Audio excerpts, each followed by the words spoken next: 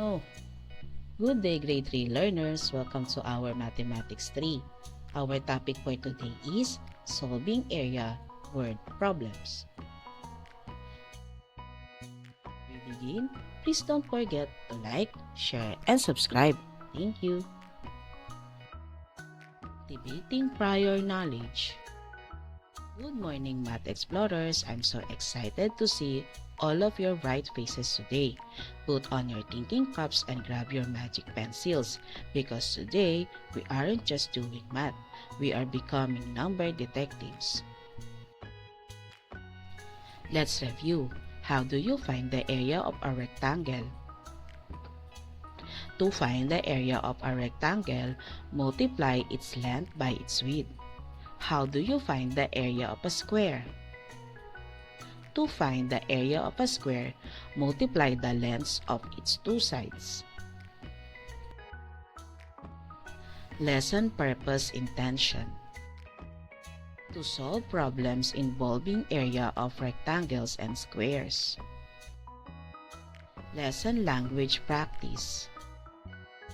Measuring small things, we use centimeters. Centimeter, a short unit of length. It is about the width of your pinky finger.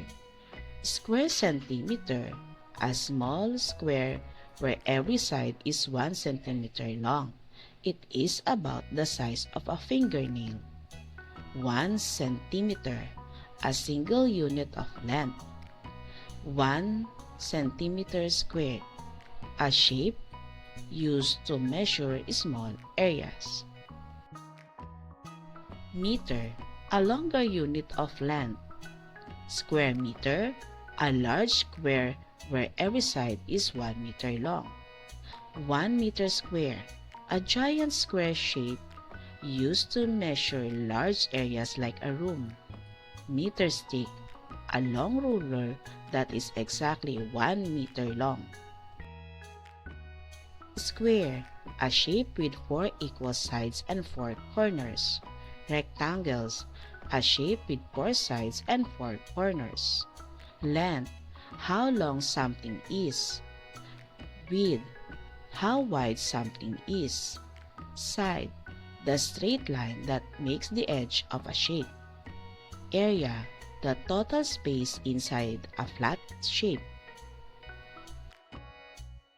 Reading the key ideas then. At the end of the lesson, the learner should be able to solve problems involving the area of squares and rectangles. Developing understanding of the key ideas then. Why do we study area measurement? We study area measurement because we want to know how large a surface is. Identify the surface objects which we need to measure its area and explain why knowing its area is important. Here are the possible responses. For a floor, if we want to tile the floor, to determine the number of tiles to buy. Farmland, if we want to know how large we need to plant with palay and vegetables, to know how large our property. Tabletop, if we want to know the amount of tablecloth we need to buy. Deepening understanding of the key ideas then. Station 1, the tabletop problem. The formula for the area is area is equals to length times width. 2 times 1 equals to 2 meter squared. The area of the table needed is 2 meters squared. Station 2, the cardboard contest. Carla's cardboard is equals to area is equals to 9 times 3 is equals to 27 centimeters squared. May's cardboard, the area is 8 times 4 is equals to 32 centimeters squared. May needs a larger piece of cardboard. Station 3. The cloth length. To find the area, we have to multiply the length and the width, which is 18 times 1 is equals to 18 meters squared. The length of the cloth is 18 meters squared. Station 4. The garden growth. The original garden is 25 meters squared. Mr. Sarlas allotted 25 meters squared for his garden. For a modified garden with an additional of 1 meter, the area is 6 times 5 is equals to 30 meters squared. There is an increase of 5 meters squared in the garden. Making generalization and abstraction.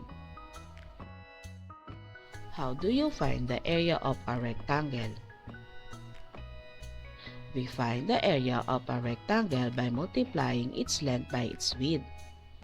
How do you find the area of a square? We find the area of a square by multiplying the length of its two sides. Evaluating learning. Answer the following problems. Number 1.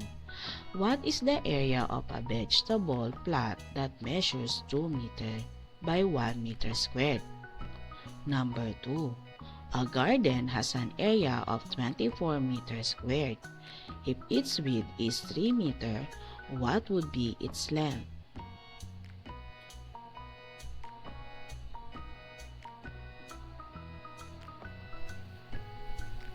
The teacher will going to give his or her student enough time to accomplish the activity.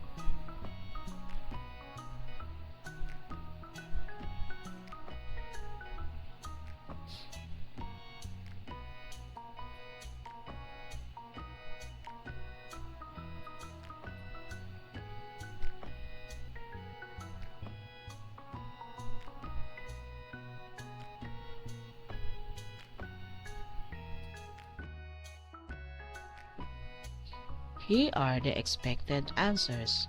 For number 1, the area of the vegetable plot is 2 meters squared. Number 2, the length of the garden is 8 meters.